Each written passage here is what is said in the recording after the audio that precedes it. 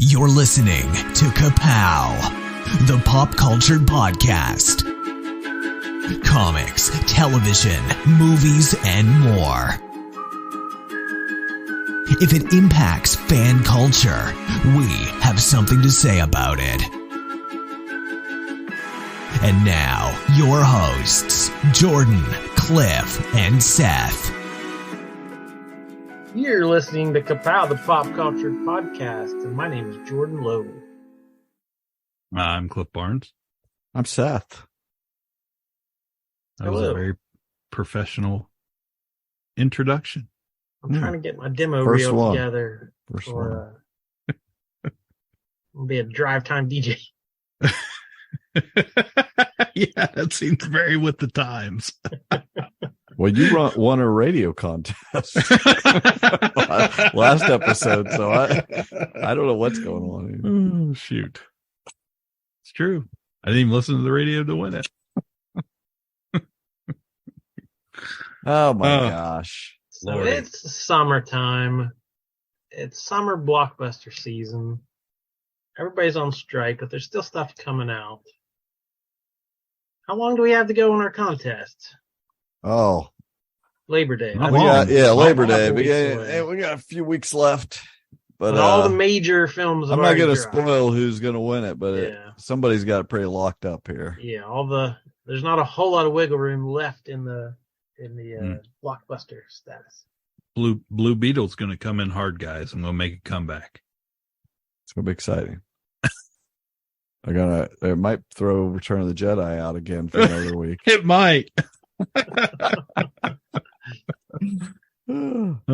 Lord. Wow.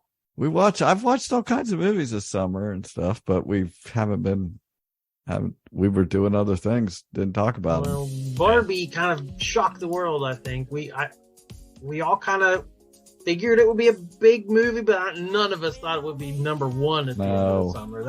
The closer it got to it, the more it seemed obvious. I mean, I definitely felt like it would be number one weeks before it came out, but not months when we were doing the movie contest. And I was convinced Oppenheimer wouldn't do much of anything at the box office, but at the Barbie bump, like the memeing of it all added to, it was a quality film. It deserved to have an audience. Whoever came up with the meme and whoever called it Barbenheimer, they should get money because they did a lot of this. Like, I mean, seriously, that had to have brought in a lot of it because it felt like a thing that you were supposed to go do. Like, I'm supposed to go watch both these movies. I did. I immediately, I watched them both within the freaking first day they came out. And you were like within 24 hours. You had seen them both. Well, I watched Oppenheimer a day or two earlier. Saw it in Zanesville, and then by Friday at noon, I think I had seen Barbie. And I feel like this is going to become a thing. People are going to stretch this idea. Try to do this in the future. Like I saw, good luck. The new Saw movie comes out the same weekend as Paw Patrol. So people are trying to do Saw Patrol. Oh, of course, yeah. It only works once, guys. Organic. You can't. I don't know. What do they? Can't make something viral. Like it's not that easy. But it's neat when it happens. Like, I mean, I feel lucky we had this. It proved that the movies are not dead. It just takes something special and people to get excited about something. I mean, people were cosplaying for this. Like, there was no showing that someone wasn't dressed in pink, and that's just crazy. That's crazy. It's crazy awesome. But anyway, I don't know what, I loved it. I thought Barbie was great. I like both of those movies, honestly. Yeah. I'd seen Oppenheimer first. Yeah, also. Me too. Yeah, which is the correct order. You want to, definitely get serious and then have your after dinner sweetness. It was good. Yeah, I loved Oppenheimer. It was like the IMAX, the fake IMAX there in Zanesville. I thought it was a little. I said in my review, I thought it was a little unexpectedly. How I don't know if I knew. You ever heard of Oppenheimer? Nolan? I knew that Christopher Nolan was involved with this, but somehow it had, I don't know, flown out of my brain, or I didn't really think about it. And then when I went and watched the movie, I was like, wow, this is kind of artsy. This is a little bit more artsy than I expected, just like a historical, pick to be, which in a good way. It was amazing that they put so much effort into the visuals, and really most of the movie is people in rooms talking. Right. It's talking. It's a lot of talking. But all good. I loved it all. But it was definitely like, wow, it was not the spectacle that I was expecting. Mm-hmm. I had avoided previews mostly, like I have been in it. So that's IMAX talking. That's the best kind of talking. Oh, it was good. I like that. But like the first half is, I mean, spoilers for history. In case you don't know. They're building an atomic bomb here, and so it was that building up to that, and then really the second half is the Seinfeld finale. It's like everybody from your life coming in and judging you, in a weird courtroom that so the courtroom / closet. Yeah, like it was something. Yeah, it was pretty wild. I dug it. Barbie was even better as far as I was concerned. I just loved it. I freaking loved it. I had only watched really the first preview, get the vibe, and I was like, I don't want to see any more, because I was like, I don't know whether it's going to be good or not. It's kind of throwing me off, but it was way better than I was expecting, and hilarious. I laughed so many times and cried for sure at the end. And like, it was freaking awesome. I loved that movie. Yeah, I definitely, cause I went and seen Oppenheimer on like Saturday and didn't go back to like Tuesday, I think, to see Barbie. And my wife had seen Barbie already, and my daughter. They both had went with friends, separately. And, my wife was trying to do the courtesy of not talking about it. She absolutely was in love with the movie. Right. But she didn't want to spoil it for me. Right. And I didn't really have the heart to, I didn't get spoiled, but I certainly got reactions online. Oh yeah. Of how good it was, how much it was touching people, men and women. Yeah. And very much, also the part of the population that had went and seen it and totally did not understand it. Yeah. That were incapable of, unwilling to understand it and think about it, what they were watching, and recognize it, the genius behind it.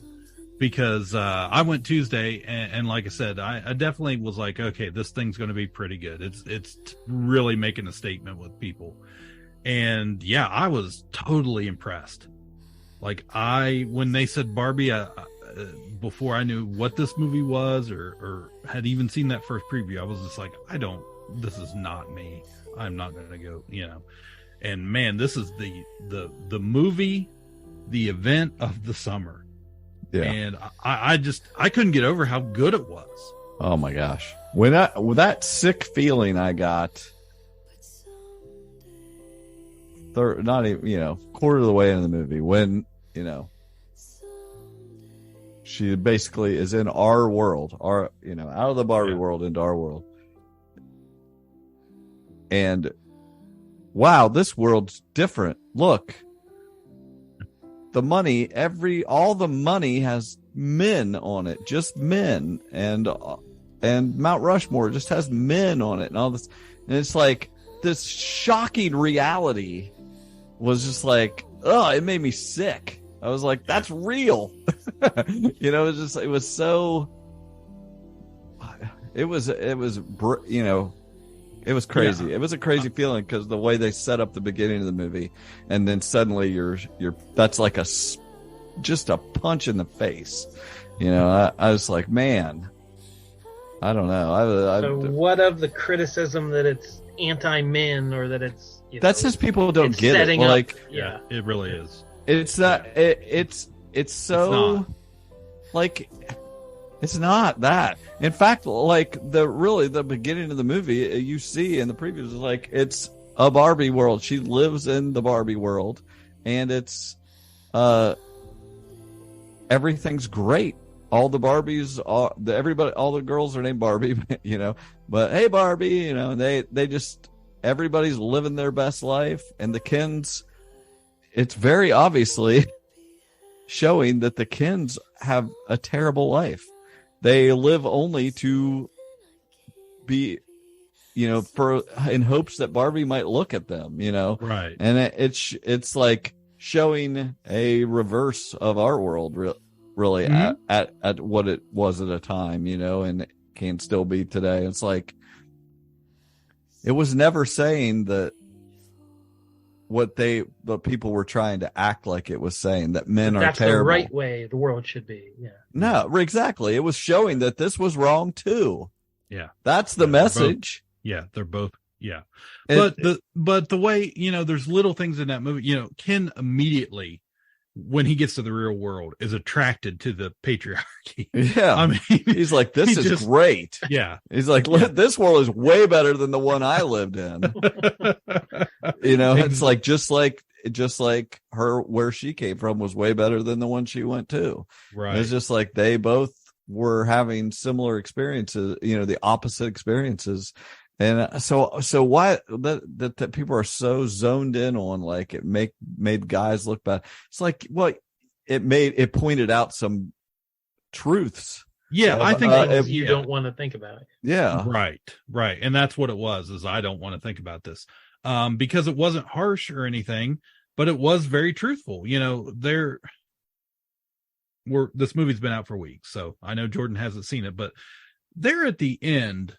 Even at the very end, when she recognizes, you know, how she treated Ken in Barbie world and what that felt like, even when she apologizes to him, he still never apologizes. That's what I was going to say. I was just going to say, he doesn't apologize. It's very obvious. Like, that's so... She did that on purpose. She wrote it like that on purpose. Like, obviously, it's like, even though Barbie didn't do anything really wrong, you know, she still apologizes to him because she knows she did kind of treat him not great. And it's like, but he treated her like shit, and he didn't have to apologize. But still, people are like, "Oh man, look what they did to the men." Gosh, people are crazy. People are still crazy. I haven't seen it, but I have heard two bad takes on it. And that's the first one, is that it hates men and it teaches girls to hate men, or whatever that take is. And the other take was Joe Rogan, who was like against that take, but his take was, it's just a doll movie. It's a movie about dolls. Who can, like, what? It can't have deeper meaning. What are you talking about? So it's like, it's people who got the wrong deeper meaning, and then people who deny there could possibly be a deeper meaning. And both takes are as bad as the there's other. a newer take, even as of this week, is that it's genius. Some of these people that they're going galaxy brain, and that the real message is that it is a fake world, and they're just toys, and saying how they talk about how the patriarchy is created, and saying that it isn't really a thing. And wow, she's so smart how she wrote, you know, and they're just grasping anything to make it. It's crazy. But anyway, yeah, I cried at the end. Well, of course, the biggest moment is America Ferrera's speech, you know, where this is the one thing that, you know, it's like, she gives this speech because Ken has, you know, come back and change this world. He changed Barbie world to a patriarchy. You know, this is great. You guys are missing out. And all the Barbies like got a little brainwashed. So she has to give this speech about, to like snap him out of it. It's kind of like, it's very meta. It's like, hey, everybody in this audience, snap out of it. Like, and it would have been nice, I think, if that might have worked on the Kens also in the movie. It didn't work on the Kens in the movie. It's like that would have been a nice touch for this fictitious movie, to like, let's just go there. Let's just go all the way. Yeah. But you're expecting too much of the Kens of the world. Right. Yes. It's okay to have a Mojo Dojo Casa house. Yeah. But don't tear somebody's dream house down to get it. Yeah. It was a good one. And all that showing the footage at the end of the crew and everybody involved. Well, I don't know what that I'm talking about, that footage at the end of just mothers and women. And I didn't know that was crew. It looked like just random images of actual people, women. Yeah, they were the girls of all ages. Relations. They're related to crew or people whatever that had worked on the movie. Yeah. It was there. Yeah. Well, it seemed like some really old footage. Some of it, like from it was long time ago. But anyway, it was like freaking awesome, and it just became all real all of a sudden. Thinking about all that women do, and it was awesome. It was an awesome experience. Saw Mission Impossible, Dead Reckoning, Part 1. There's a couple colons in there. And I liked it as a Mission Impossible movie. I love Mission Impossible. Can't wait for Part 2. And who knows how many years. And but I don't have much to say about it. Like, you guys don't care much about it. I don't, know who listening cares about it. But I there's a few things I wish they had done differently, but there's a lot I really liked about it. I think my biggest complaint is how much I avoid spoilers, but to have basically what is the equivalent of a DVD extra showing how they did that big jump, and it was unavoidable in social media. It was like that jump was everywhere. You saw this motorcycle jump, and it was just like unavoidable. So in the movie, it's like, what am I going to do? What am I going to do? Everybody freaking knows what you're going to do. We know what you're going to do because it was everywhere and for a year in advance. Those are always the climbing the building, hanging off the plane. The one big stunt of the movie is always the selling point in every commercial and trailer for these. So yeah, but this was just too much. Like, I feel like I've seen those other movies and didn't know what the big thing was for sure. This was for sure. I don't know, but they could have used a little. I think the MacGuffin in this movie, I wish they had treated more like the rabbit's foot from the third one, where just not telling you what it was. We knew what it did the whole movie, and that should have been a mystery that was revealed at the end of the movie. Instead, they revealed at the beginning of the movie what it was, and there was no mystery. So I feel like that was a mistake. But really, it was great.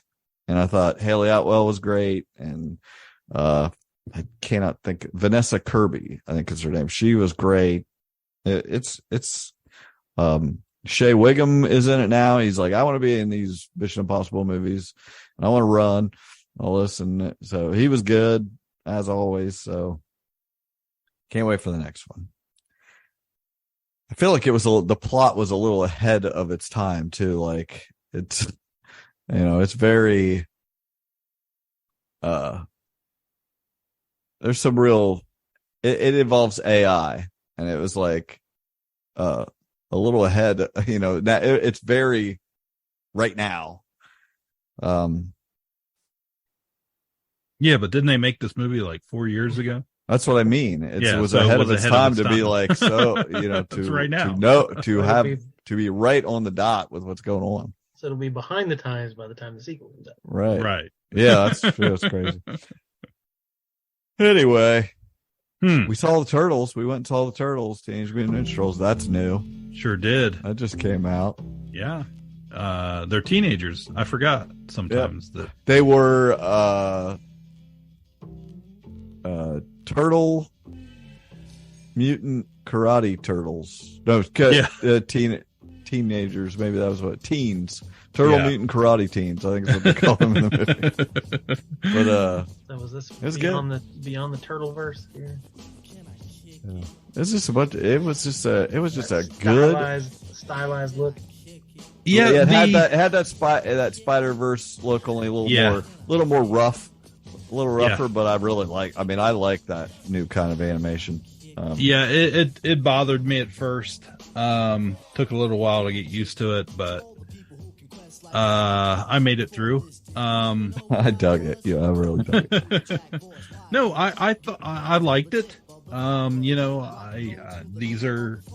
These have become timeless characters, and a lot of times I think when you have that, you have to you got to give them a little bump and do a little newer version every once in a while to keep them relevant with the kids. And I did not know who was in this movie. I didn't know anybody that was in this movie. At one time I had seen who was voicing the Turtles, and I was like, well, I don't know any of them, and I didn't look any further.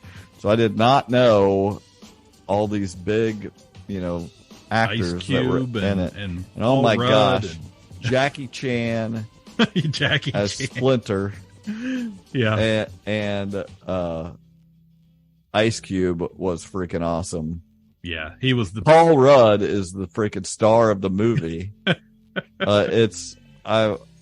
It was great. I really liked it, and what I especially liked was what you expect to happen with the bad guys and good guys. It doesn't happen. Like, you're expecting this rumble basically with them, and it doesn't happen. It's a different kind of fight, and I freaking dug it. Like, it made it more fun. It felt like all these characters you got to be able to enjoy everybody, good and bad, and so it was great. Yeah, it was great. They did a really nice job.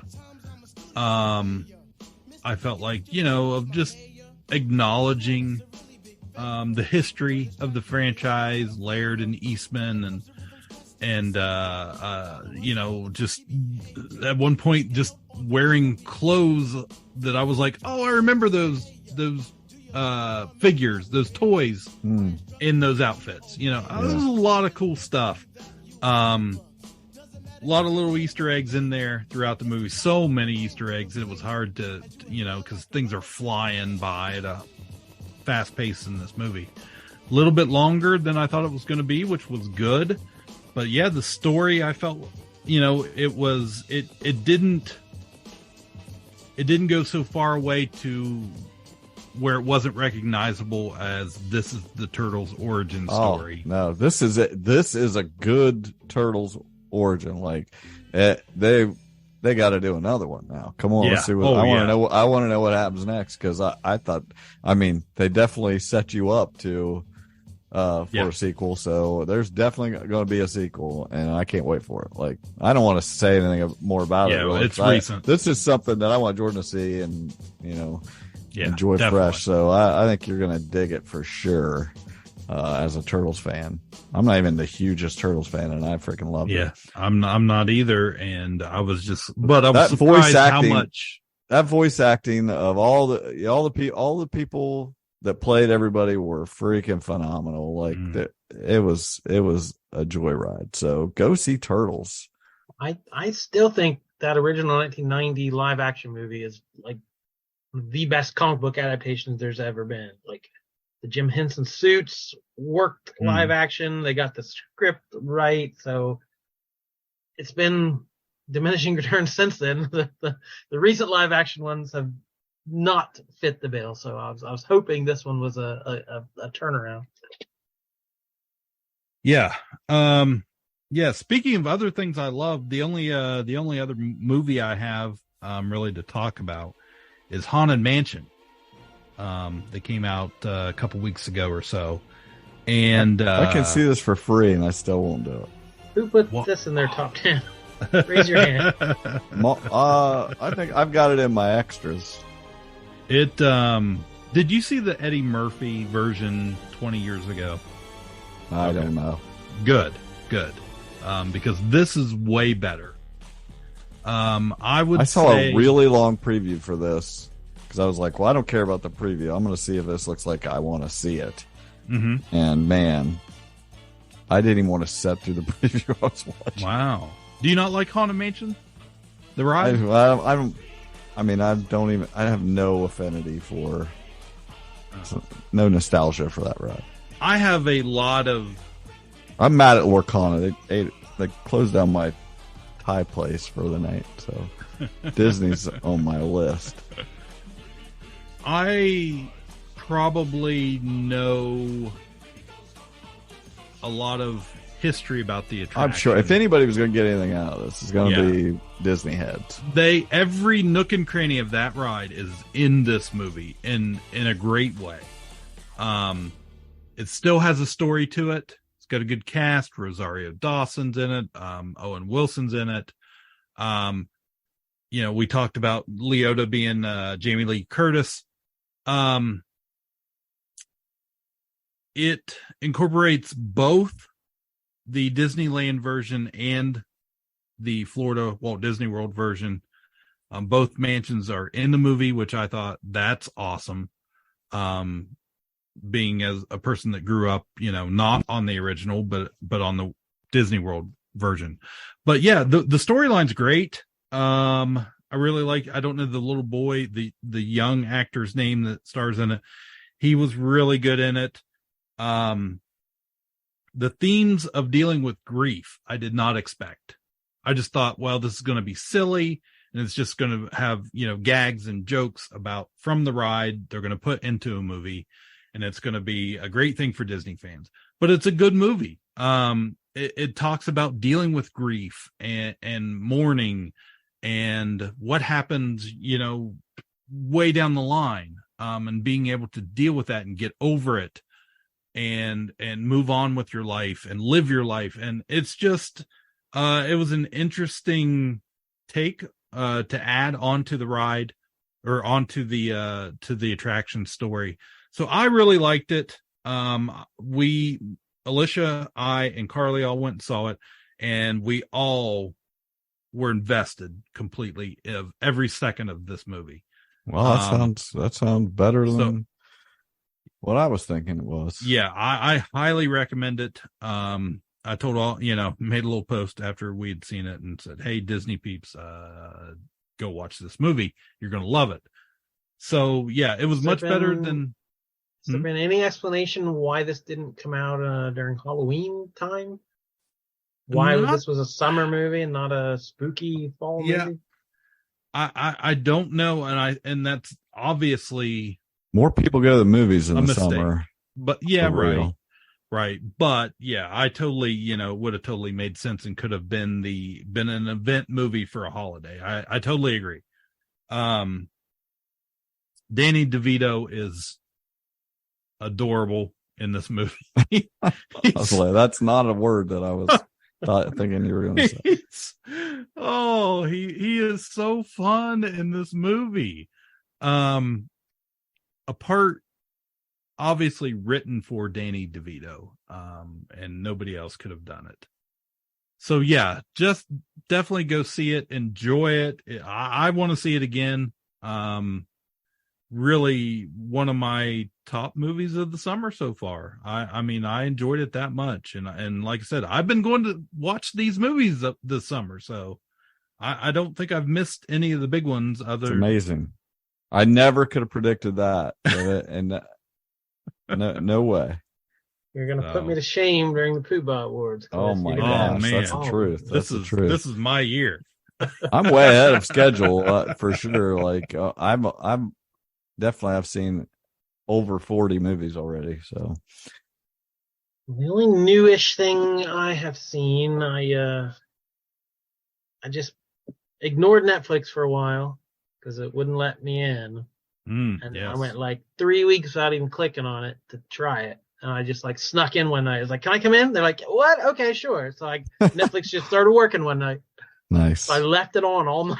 I didn't exit out of it the whole night. We're never turning it off. Yep. So I watched, I think it came out a couple weeks ago, They Cloned Tyrone, new movie. I really liked it. I would definitely recommend it.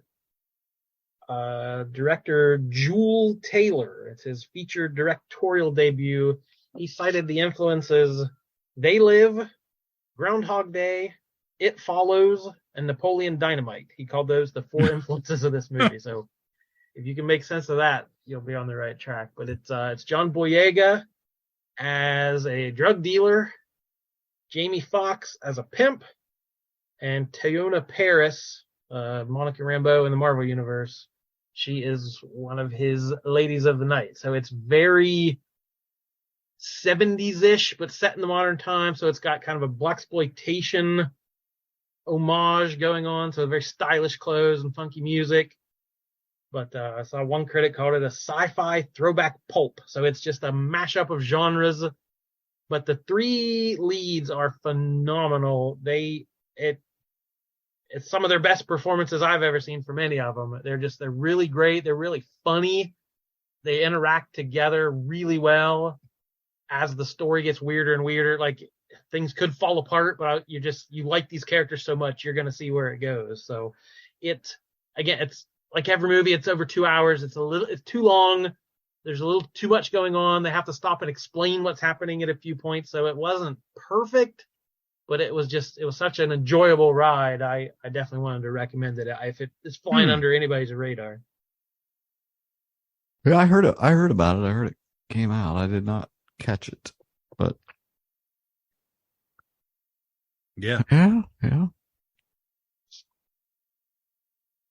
Anybody got anything TV related? Cliff, Been watching that. I have so much TV. I feel like the universe is mocking me in some way. Because the writers and actors have been on strike all summer. We know there's going to be fallout to this. We know things are going to be sparse for the foreseeable future, probably years into the future. And all of my favorite shows are on right now. Everything I love on TV has overlapped this summer, all at the same time, and then it's going to all disappear. Yep. And the universe is going to be like, haha, remember that. So overlapping in the last few weeks, new episodes of Black Mirror, The Righteous Gemstones, season 16 of It's Always Sunny in Philadelphia, which literally it's been like 2 years since there's been any of those. Reservation Dogs, the final season, which I say is my favorite thing right now. What We Do in the Shadows, the vampire comedy. Miracle Workers, the wonderful, absurd PBS comedy. And then they even brought back shows that were dead for 10 years. They brought back Futurama and Justified, just a little more twist of the knife. Like, hey, these shows you thought you'd never see again, they're even back. Watch them all right now. And then done. We're done. You're just turn off your TV, cancel your subscription. It'd be nice to finally wrap it up. Finally finish watching all my TV ever. Yeah, when I saw that Justified came out, I told you, I was like, man, I feel that urge like I should rewatch Justified. And everybody I saw said, you do not need to catch up on Justified at all. Well, I'm about to start the 4th season. I'll show you. I've been binging it. I haven't watched any this week, but I watched 3 seasons in about a week. That's so good. This new season doesn't live up to the originals, I don't think, but I'm still enjoying it. The dialogue is sharp, and the unexpected way. I like the way the crooks and the criminals and the cops all interact together in a non-typical TV way. So I'm definitely on board. No matter what. I'm hyped. I'm glad I'm rewatching because I'm expecting that contrast that you're kind of like, he would be a different guy now. He would be an older, perhaps more socially conscious Raylan Givens. So I'm curious to see if there's a jolting evolution of the character by the time I get caught up to that. But I'm saving that for later. His daughter that is born on the show is now a teenager and is played by his real life daughter. Oh, that's neat. So they have there's definitely a bond between them. You can tell they have a very playful relationship. So it's good. Yeah. Nepo babies, of course. Yep. Nepo babies. They're doing that. There's some Adam Sandler movie coming out soon. He's got using his Nepo babies. I messaged you today. I said, Miracle Workers season 4. Yay or nay? I gotta know.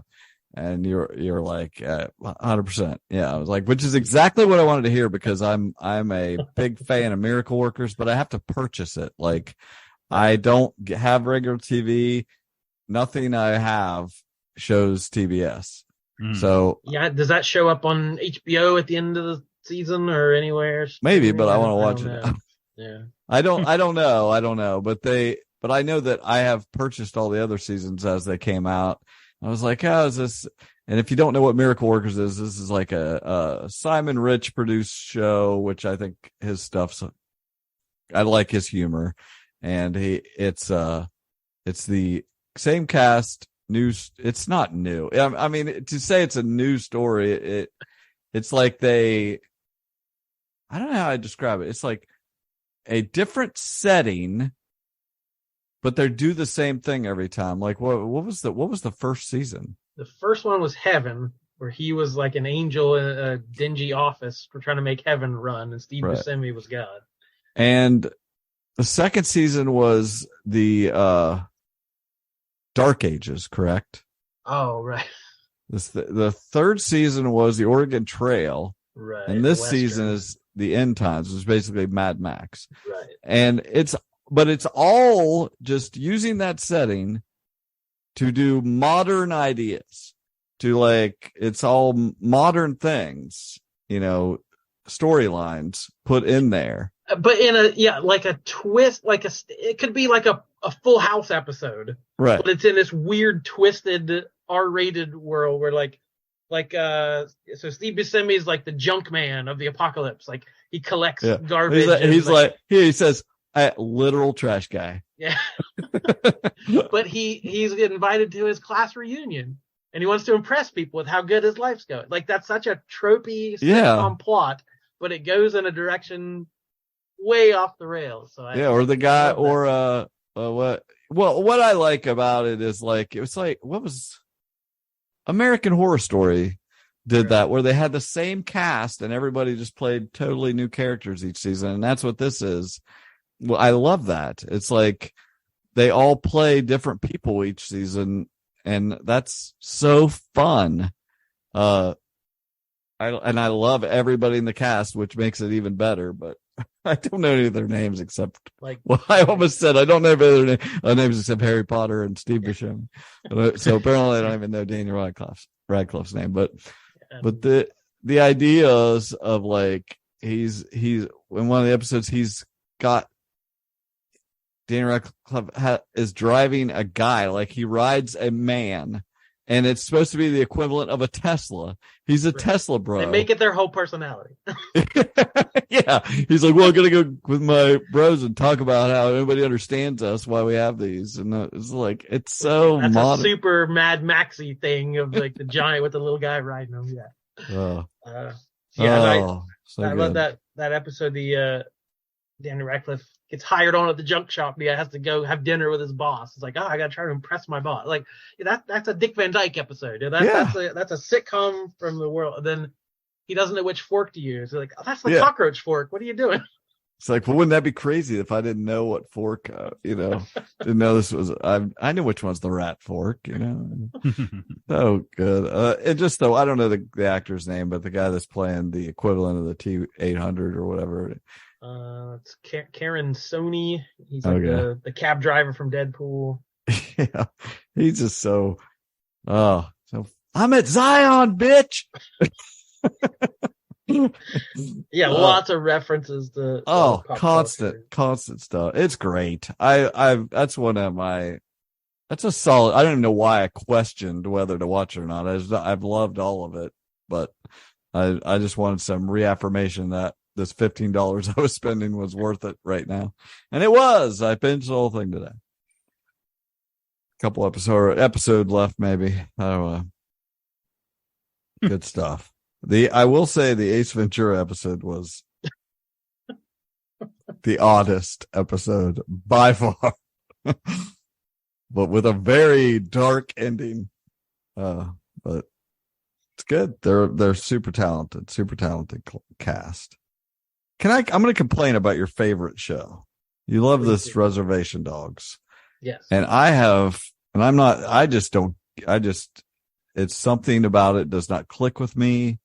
And I have not started this new season. I had not finished the last one because I just can't get through it. I want to be in it. And I'm like, but I just we'll watch a couple episodes and then I just can't do it anymore. And then I was like, well, I'm going to finish up the third season because this new season dropped. And I never started the next season. Like, it just, nothing happens. and they did two tropes in a row that I was like, don't do this. And they do it. This is like they got the episode where the guy accidentally takes drugs and now everything's whoa. And I'm like, don't do that. And then, we're going to travel. We put money in the glove box. I'm like, I bet somebody's going to steal a fucking car. They stole a fucking car. It's like that kind of stuff. Like, don't do that. I don't like that. And it just tires me out. And most of it is like them just doing nothing. I know there's more to it. Yeah. But it's like, it's so all the more to it that I do like is so spread out in the episodes. Crunch it down a little bit, cut all that garbage out of it, and I like the tribal stuff. I like telling stories about these people, but it's like, so it's a lot of dead air. I like when the episodes split off and follow one of the characters. You learn more about their history and how they all connect and all that stuff. But yeah, I like when there's less going on. I like when they're just figuring stuff out. Yeah, I just don't like creating problems for no reason. Like, come on. I don't know. I'm trying. I'm sure I'll finish the last season too. It's just like I cannot get in a groove on that show. I only watched the first few episodes of season 1, and that's as far as I got with it. But I know it's critically acclaimed, so yeah. It's us, Cliff. Well, YTT, you got to be on the right wavelength for the. Yeah. Did you watch the pirate show he did on HBO?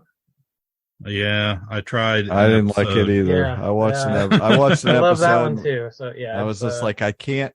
I can only take so much of that humor. Like it just. Try.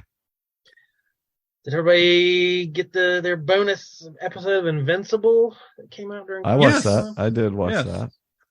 That was that's a show. That's a show I want to rewatch. For sure. You almost have to. It's been. It comes out in November. Yeah. November. I'm gonna re-binge that. So yeah, and that was a surprise out of Comic-Con. They just dropped on Amazon Prime. Just a standalone episode of Invincible. You do not have to rewatch the first season to watch this episode, so go ahead and watch it. So it is just a standalone, a prequel origin story for the character Adam Eve, just to whet your appetite before season 2. And I thought it was, I remember I liked season 1 so much. I'm like, oh, this is cool. Here's an episode finally. And the longer it went on, I'm like, this is great. I loved the character. I liked the animation.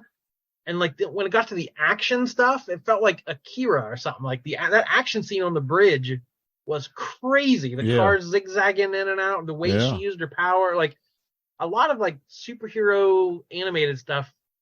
The actions just kind of, they just go through the motions. Like, oh, I'm gonna punch the guy. But this was like choreographed super well. So and this show has a penchant for, upping the violence and the gore more than a typical superhero show might in a kind of a shock factor. But I was just blown away by the big action scene in this one. So I'm super hyped for season 2. Yes, me too. After watching that, I'm excited to rewatch the whole thing. Get ready for season 2. It's one of the best shows out there. So the other comic book thing we didn't really touch on was Secret Invasion. 6 episodes on Disney Plus, the big Marvel event. We were all a little lukewarm. I think we talked about the first 2 episodes. Yeah. I was looking forward to this. I remember enjoying the comic series a lot. It was a fun. Oh yeah, I love trust. Like it was a long running thing of, it's trying to solve these every months and months of the comic issues, trying to figure all this out. That moment when it was Elektra got killed and turned into a Skrull, and everyone realized that anybody could be a Skrull. Just that set the comic world on fire. Like from any point, we don't know when it started. We knew nothing. Yeah, that was a amazing moment in comics for me. Like I was like, wow, what does this mean? And they handled it so well. And man, but that was my thinking of like, could there been any way to do this in the movies of like one of these what do we call them, phases? Do you set up some cosmic stuff in the wake of Captain Marvel and we learn the Skrulls, and like in one movie post credits you reveal there's a Skrull and then you drop hints? Like, is there any way to possibly do that? And no, I don't think there would have been in the way they did it in the comics. But I don't think this 6 episode thing did it either.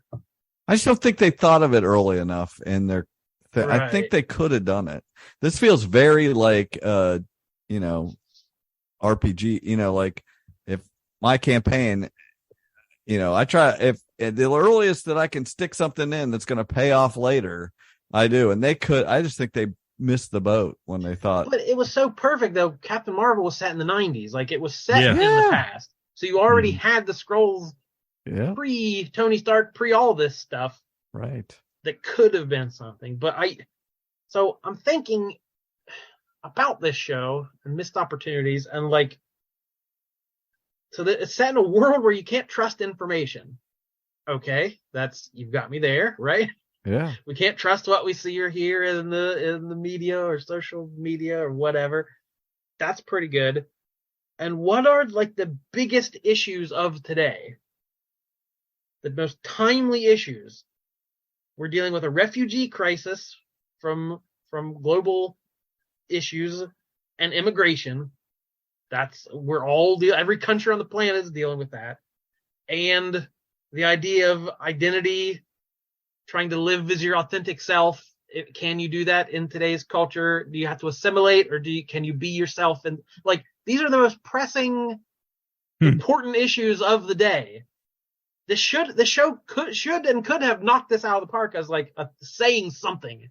Right. And it just didn't deal with any of it. It didn't do it maybe mentioned those or brushed up against it, but it didn't have anything to say about it.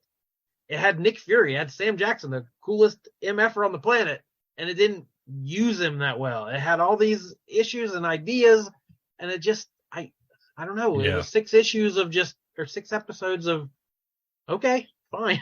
Like, it just didn't go anywhere. Like, it was the same thing every episode too. Yeah. Somebody big's going to get killed. That one guy's going to get, kill somebody every episode. It's like, geez. The cast was really good. Like, everybody, like, watching it, everybody is acting their ass off. Like, they are really putting effort into it. There was just nothing there. Like, Sam Jackson was great. The freaking whatever the guy's name, the bad guy that was in Barbie, like he was really good. Like the portrayals of the characters I thought were perfectly fine, but it just didn't do anything. And it set up, Nick Fury, you're old, you've lost a step, and you've gone back on your word. You promised these Skrulls you're going to find them a home, and it's been 30 years and you haven't done anything. So, okay, that's a good place to start. And then at some point you have to twist it, like, no, Nick Fury knew what he was doing and he saved the day. But like, he was just kind of an old broken down guy who's stumbling along and barely made it out of this. So, and then spoiler, I guess, but that scene where he finally confronts Gravik, he goes to the irradiated place, and he's like, they have a huge emotional confrontation of, I know. I worked, I was a spy for you. I did this, and you made promises, and you didn't keep them, and all this stuff. But it's not Nick Fury in that scene. No, so it doesn't matter. Nick Fury never had that conversation. He never had any closure with this character. Ridiculous. Well, you it's like, that's just so sloppy, and it's like, let's just throw it together, do whatever, Spent 4 episodes talking about how great Marvel is at planning, setting things up, setting the dominoes up, and waiting for them to fall, and how patient they were, and how exacting they were in their plotting. And that's just, I feel that it's not happening, especially with this. Dog days are over. So the end leaves it. So again, wherever this leads to next, it always has to lead to something next. But the president announces all off-world species are enemy combatants. So like, they didn't like. I don't know what that means. Like, they didn't. Yeah. So then, like, Nick Fury, like, he saves the president and, like, saves him from the Skrulls and shows him what's happening. And I feel like it backfired and went horribly wrong. So now, like, the comics had the Skrull kill crew. Like, there's vigilantes running around killing aliens. And Fury's like, well, I better leave. So Nick Fury made a huge mess. And now he's going to leave and go back to space before he fixes it. So, I'm sure this is going to pay off somewhere. This plot will be involved somewhere, but I don't get it at this point.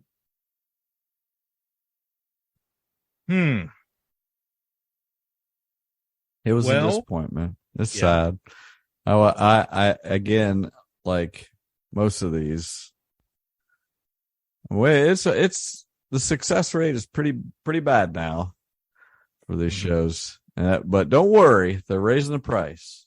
Yes, they're going to put out less stuff. They don't have any things written, no writers or anything, and we're going to raise the prices. Like, well, you know what? Guess what? I'm not going to pay for this stuff forever. I will, just like a theme park. I've been doing this my whole life. You take away stuff and charge me more. That's par for the course.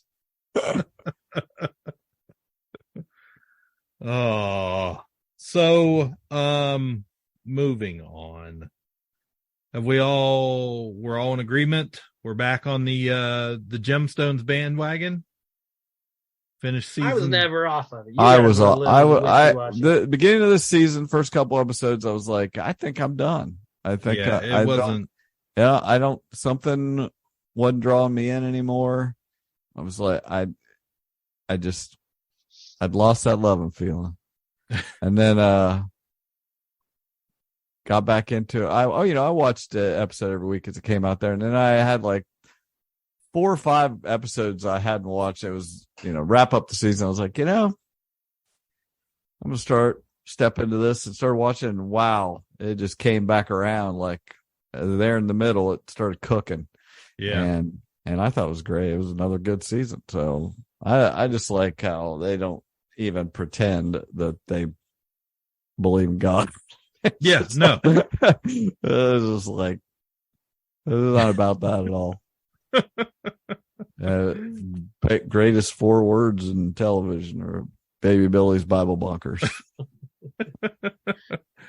Yeah, I mean, we did not get a banger like Misbehaving, but no, but we still have that. There Will Be a Payday was pretty good. that wasn't bad. That was pretty good. Someday there will come a payday. Hallelujah, what a payday. There will come a payday someday. When I lay my work by, I have a home in the sky. For there will come a payday someday. Where no interest comes. It's tough to watch that and Justified at the same time. Rewatching Justified. It's kind of, it's kind of equally ridiculous on both shows, but I thought they nailed it. It was good. Yeah, they brought it back around, and it was an excellent season. So do it again. Let's do it again. One more time. I just told you, I feel like there's a half-life to these. What's his name? What's the actor's main guy? Danny McBride. Yeah, there's only so far you can ride these. He has a concept, and then 2 seasons about usually all he can squeeze out of them, and that's kind of how I felt at the beginning of this one, because I have vice principals, and he found it out, and all this. It's like I like him for a couple seasons, and then it kind of goes down the drain. So, but this one, it's hanging on. On.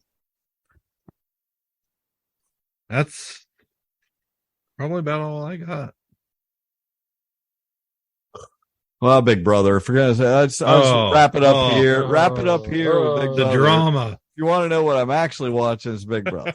That's really all I'm watching. Live feeds and episodes and everything all the time. Big Brother. It's been a great last week of vacation here. Just getting to fully embed in the Cerie Fields lifestyle. I get to see how she works it minute by minute.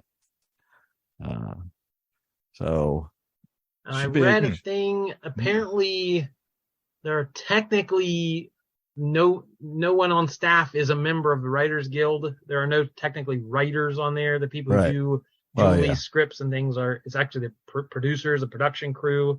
Okay. So that they don't fall under the same union as so that's what I was wondering, who's writing all the intros and all this stuff, right? With them on strike, that nobody's actually crossing the picket line because they're not the same. The Chin bot is pre-programmed. I'm sure they filmed all her stuff before it is that. They just it's all pre-recorded. All the there's no details worth getting into because it'll be obsolete by the time this episode comes out. There's but one. Well, somebody said the N-word and he got the boot.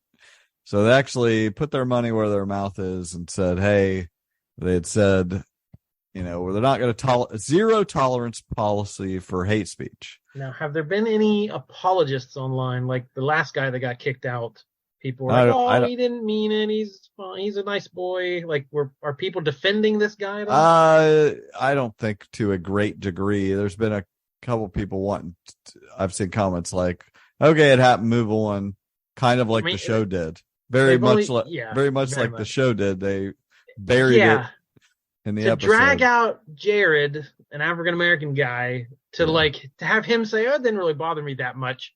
To be like, "See, we're fine. It's all fine, right?" Let's not talk about it. They showed what they wanted to show. Yeah, and I was pretty disappointed in that, but they did kick the guy out, and they put up the memory. They put up the memory wall today. Finally, they always have everyone's picture up there. And you study their faces and things for a competition. They sometimes have some seasons, and they do a lot of memorizing by looking at the faces on the wall, like who won this competition this week and whatever, because there's always competitions at the end about that. And they haven't had it up for the first couple weeks of the season here, and people were wondering if they were even going to put it up because Cerie and her son are in the house and they're going to be able to see their faces. And be like, okay, look, he looks like her. But they put it up today. Their pictures are as far apart as they can be, and there is no picture of the guy that said the N-word. That's why I wondered if they cut him out of the theme song. Yeah, he's gone. You won't see him again. All right, so indulge me. By all means. I'm fascinated more by like the behind the scenes stuff and how this all works. Like anything like this, like how does this even work? But like I've been thinking about this guy way too much this week, imagining him and his life. Where like if you were a contestant on this show, right? You've obviously been a fan for probably decades. No, that's a mistake on your part. All right. Well, for whatever reason he wanted to be on the show. He probably studied how to do it. He went on auditions. He made films. He sat by the mailbox waiting to hear back. Am I ever going to be on this show? Am I ever going to make it? And he got the news, right? He's going to be on the show. He's going to be on TV. He told everyone he knows, his whole family. He took time off work. Like he had to have someone cover his shifts wherever he works. The local news probably made a huge deal about it. He's in the paper. He's on TV. He's at the local bar. Put his photo behind it. Come have a watch party. We're gonna cheer on this guy. And then he's thinking ahead, right? Like, okay, I may not win the big money, but just being on this show is going to change my life, right? I can coast. I can go on other reality shows if I'm a personality enough. I can do podcasts. I can go to conventions. I'll be for the rest of my life. I'm the Big Brother guy. I can make a career out of this. And in a week he has to go home and tell everyone he got kicked out because he couldn't not say the N-word. You were living in the year 2000. Like, how does he go home and like, sorry guys, didn't work out this time. Like all that's just gone. All that's just wiped out immediately. First off, that's a lot of these people are, I mean, some of them will say they're fans. Some of them are fans for sure and have seen every season, but at least half these people are recruits from LA. So nobody in their hometown gives a crap about them. It's not exciting to be. It's not exciting. Actors. Yeah, it's not exciting to be a reality TV person anymore. Everybody's had their 15 minutes of fame. He doesn't know anything about the show. The girl that got evicted, the first evictee, I don't think she's ever seen the show. When she was sitting out there with Julie and she was showing her goodbye videos, she goes, "There was more people than that. Where are those goodbyes?" And Julie, I mean, I know Julie wants to say, "Listen, you've never watched the show. We can't show you every goodbye right now. Don't tell people that you've never seen the show. It's not what you used to be the first season or few of Survivor, and you were a national name. Nowadays, nobody's ever going to know that guy's name, and they've forgotten he existed. So, and his friends at home know he uses the N-word. That's why it so casually came out of his mouth, and nobody's going to be surprised. You can't use the N-word. Who knew? Exactly. And he just, it was. Maybe he'll join the. Never mind. I'm not going to say this. Yeah, it's. Yeah, but, he's going to join the Kyle Rittenhouse speaking tour. And right. Maybe he will. Rittenhouse. This will be his big chance to make it. Anyway, but I'm enjoying the season. Should be is a good first week, except for that, and then we'll see what happens this week. We got a new HOH, and he's basically just telling people what he thinks. Like, hey, you're going to do this, and if you don't do it, I'm going to do this to you. No, it's like a lot of tears, but I'm just watching Sari. That was a great gift to this season to have Sari Fields. She's a famed Survivor player. She won the Traders. She's just a really good social and has great strategy, and she's learning that Big Brother is an act. I'm simultaneously excited and proud that she's on my favorite contest show, because this is the most intensive. Like, you got to go in there and play hard from the beginning and be playing all the time. You can't rest, and it's 100 days. Like, yeah, you have to face the elements in Survivor, but it's not as hard on your mind as this game. I had is. that thought as she's like laying on the hammock. Every time I've seen her, she's laying in the bed, laying on a hammock. Yeah. It's like, it's a little different than Survivor, but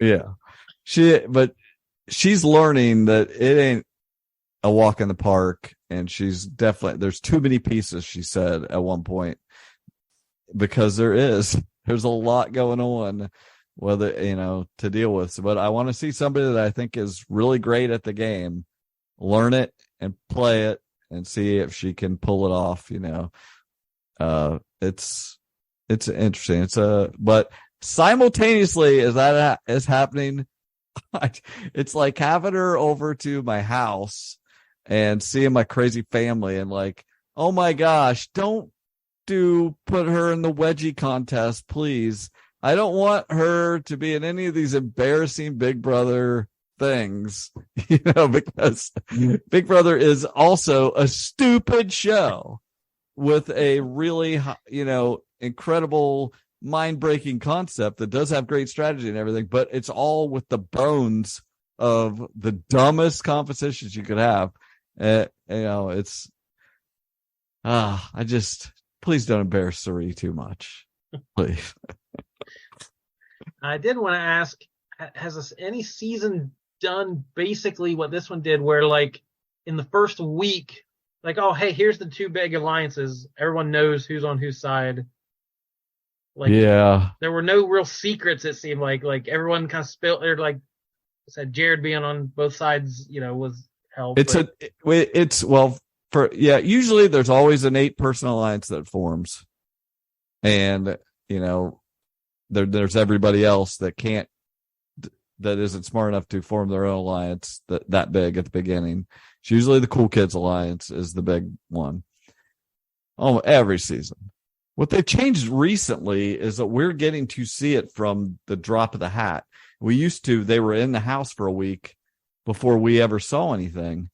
And we missed the flip-flopping back and forth that happens in that first week. Now we see it and how all the pieces are moving. And honestly, it's not really fair to it used to be like, you want to be the first HOH because then everybody has to talk to you and you're at the beginning when everyone's forming things. But now, you had an extra week back then. It's like, now this girl, like, is having to do things right away. She doesn't know anybody, and things got shut. It was decided who the nominees were. She just got to take some down. Well, like I said the other night to you, the Paloma last year, that girl literally lost her mind and had to leave the show. Like, her mind broke, and it almost happened to this girl this year. She's like, can't think straight and is crying.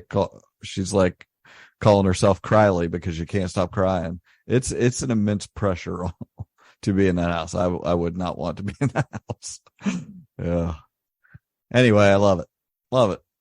I'm ready for 100 days of it. I don't know what they're going to do. If everybody keeps saying the N-word, you're going to not have anybody in there. We will see. I think, honestly, and we got her, Suri's son was already in there. She came in the house. Nobody knew except one person really knows that they are related. But which is amazing. And she doesn't seem like she's going to say anything, no matter what she says. So that's exciting. If they could make it the whole season, that would be exciting. But they're getting a little sloppy. And they've said a couple things already that I feel like last night when that girl left, she said, he said his nickname was this, and I know that is her son's nickname. And she goes, but I didn't think anything of it in it. But he just, it's like, you guys are getting a little sloppy. Yeah, there's no way they make it the whole. Yeah. Well, we will see. Anyway, again, it'll all be changed in a day. Everything changes constantly. Get the live feeds. That's where the real show's at, because the actual episodes are pretty crappy. And they're free this year on Pluto TV. You can just stream them. You don't even have to get Paramount Plus for some reason. Yeah. But if you want it without commercials, you got to go to the Paramount Plus. I did see, like, even before all this happened, when they come back from commercial, it has a title card that's like, a disclaimer. It's like Big Brother is played as live, and it's played by people from different backgrounds, and like Paramount does not condone anything they do or say. Like they were set up. They knew someone was going to draw 100%. They knew he was going to do it. It happens. All right, good times. Summer TV. Who doesn't love it? So check out our Patreon. Check out our Facebook page. Do we have a Twitter account still, or is it an X account, or is there anything going on over there?